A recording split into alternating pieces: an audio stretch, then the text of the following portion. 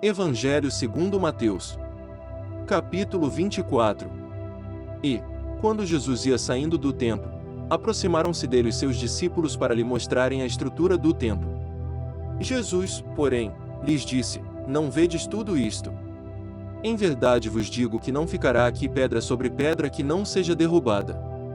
E, estando assentado no Monte das Oliveiras, chegaram-se a ele os seus discípulos em particular, dizendo: Dize-nos, quando serão essas coisas, e que sinal haverá da tua vinda e do fim do mundo? E Jesus, respondendo, disse-lhes: Acautelai-vos, que ninguém vos engane. Porque muitos virão em meu nome, dizendo: Eu sou o Cristo, e enganarão a muitos. E ouvireis de guerras e de rumores de guerras. Olhai, não vos assusteis, porque é mister que isso tudo aconteça, mas ainda não é o fim. Porquanto se levantará nação contra nação, e reino contra reino, e haverá fomes, e pestes, e terremotos, em vários lugares. Mas todas estas coisas são o princípio de dores. Então vos hão de entregar para ser atormentados, e matar-vos-ão, e sereis odiados de todas as nações por causa do meu nome. Nesse tempo muitos serão escandalizados, e trair-se uns aos outros, e uns aos outros se odiarão. E surgirão muitos falsos profetas, e enganarão a muitos. E, por se multiplicar a iniquidade, o amor de muitos esfriará. Mas aquele que perseverar até ao fim, esse será salvo. E este evangelho do reino será pregado em todo o mundo, em testemunho a todas as nações, e então virá o fim. Quando, pois, virdes que a abominação da desolação, de que falou o profeta Daniel, está no lugar santo, quem lê, entenda. Então, os que estiverem na Judéia, fujam para os montes. E quem estiver sobre o telhado não deixe atirar alguma coisa de sua casa. E quem estiver no campo não volte atrás a buscar as suas vestes.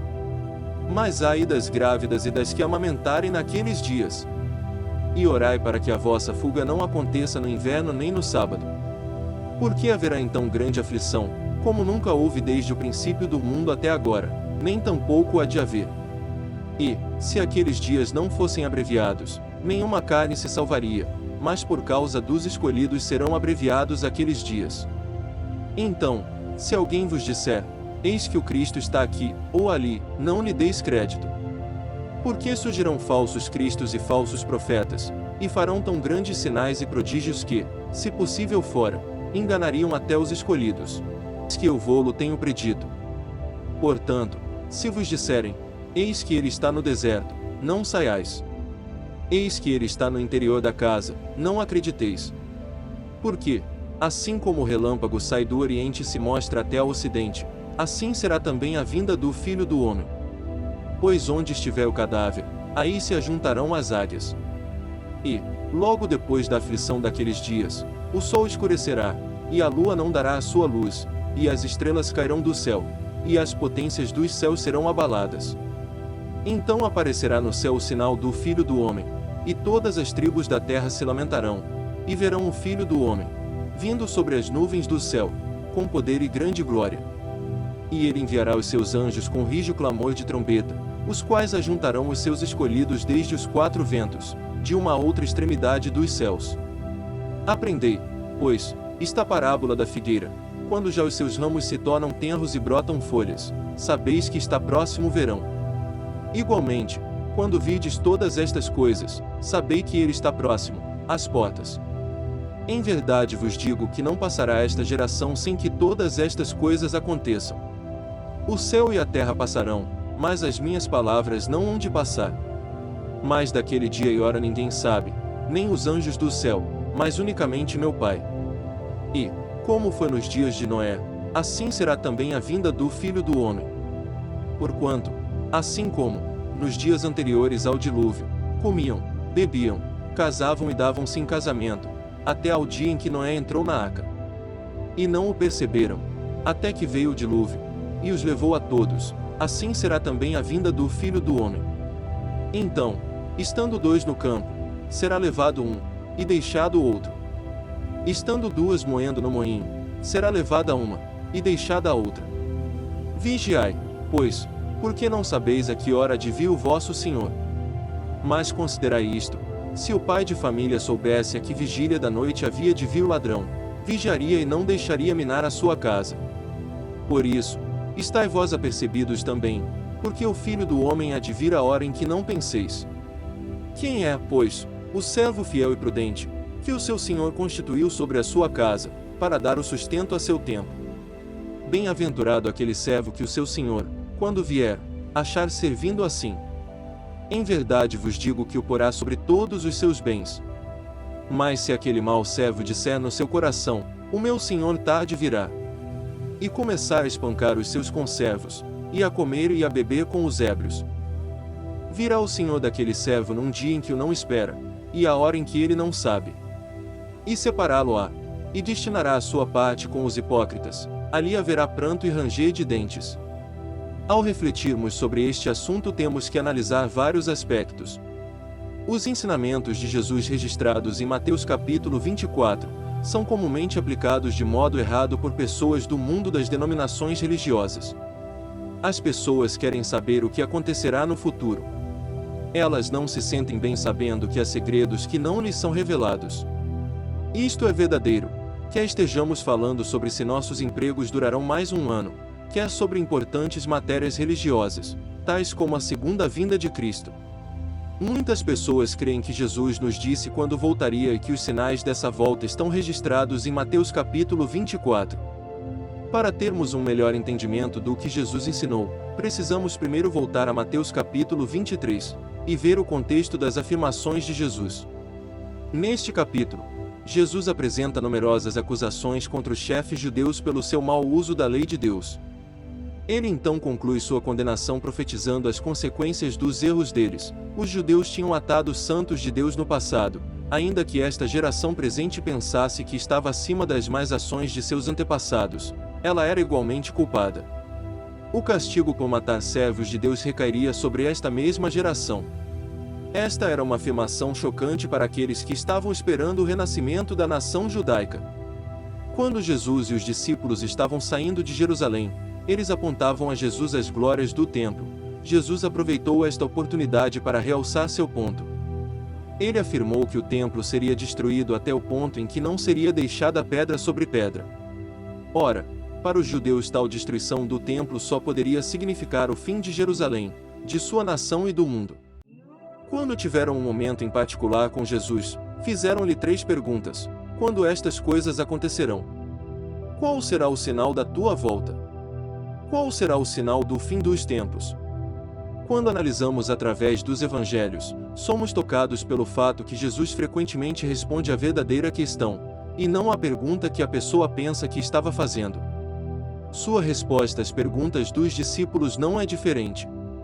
Para os discípulos, todas as 3 perguntas se referiam ao mesmo evento, mas a resposta de Jesus mostra que há 2 eventos indagados. Em Mateus capítulo 24 no verso 36, e 25 no verso 46, ele aborda o tópico do fim do mundo. Jesus adverte seus discípulos que a destruição de Jerusalém seria logo. De fato, ocorreria durante a geração deles. As palavras traduzidas como nesta geração não se referem a uma era, mas ao povo que vivia no tempo em que Jesus estava falando.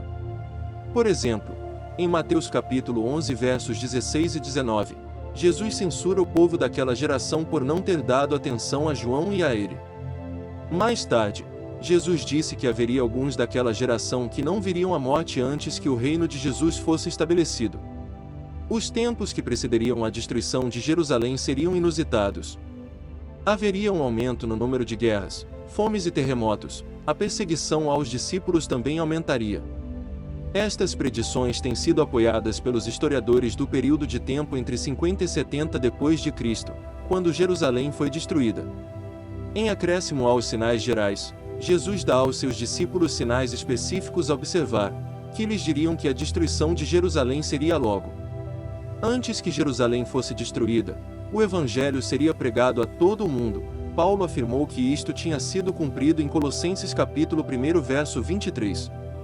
Pouco antes da destruição, a abominação da desolação, que Daniel profetizou, aconteceria. Na narração de Lucas destes mesmos assuntos, Jesus disse que o exército romano cercaria Jerusalém pouco antes da desolação. O historiador Joséfo fala de um tirano, chamado Simão, que matou os sacerdotes, quando eles estavam em seus deveres, muitas pessoas que chegaram ali com grande zelo, vindas desde os confins da terra para oferecer sacrifícios neste célebre lugar, e eles mesmos caíram diante de seus próprios sacrifícios, e aspergiram aquele altar com seu próprio sangue. Até os corpos de estrangeiros mortos foram misturados com os de seu próprio país, e os de pessoas profanas com os de sacerdotes, e o sangue de todos os tipos de carcaças de mortos ficou em lagos nos próprios pátios sagrados. Isto aconteceu logo antes de Tito marchar sobre Jerusalém.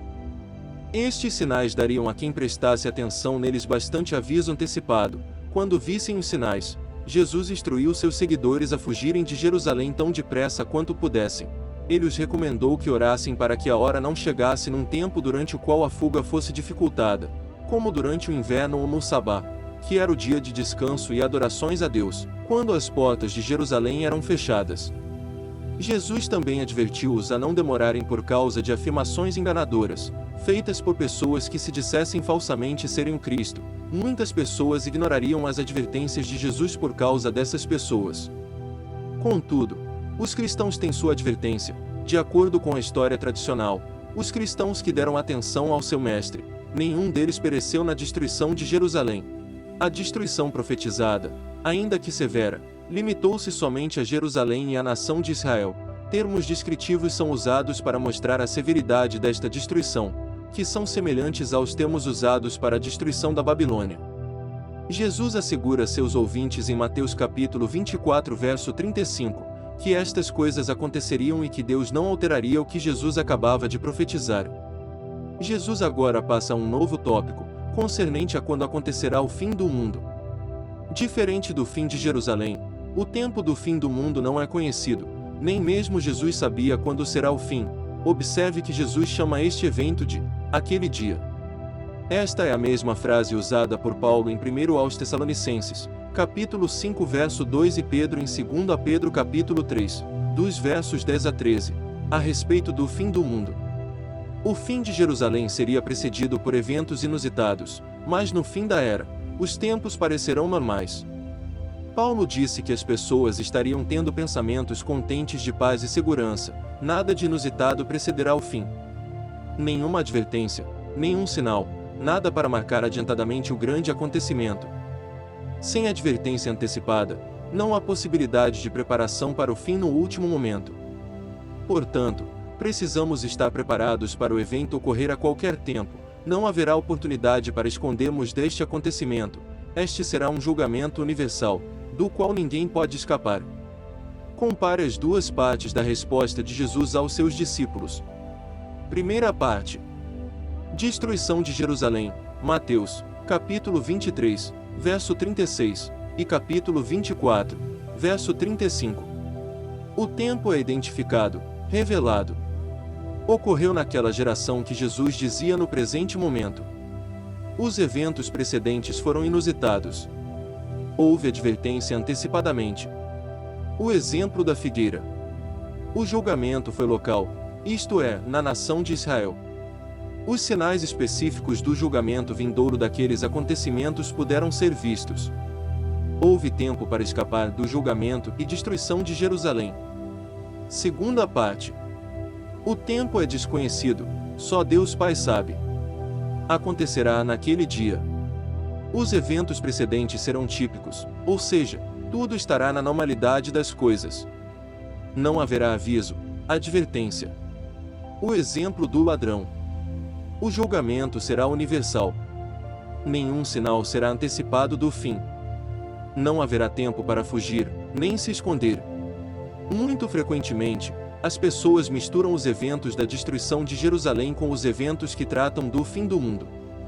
Isto induz as pessoas a acreditarem que podem predizer o fim do mundo, ainda que Jesus afirme claramente que não haverá advertência.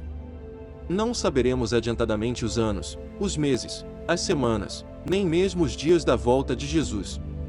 Não teremos oportunidade de fazer preparações de último minuto. Precisamos estar preparados para o Mestre voltar a qualquer momento. Vamos estar preparados a todo momento de nossas vidas. Amém. Deus abençoe a todos, deixem seu like, se inscrevam no canal, Ative o sininho de notificações, aguardo vocês para mais palavras poderosas de fé e consolo.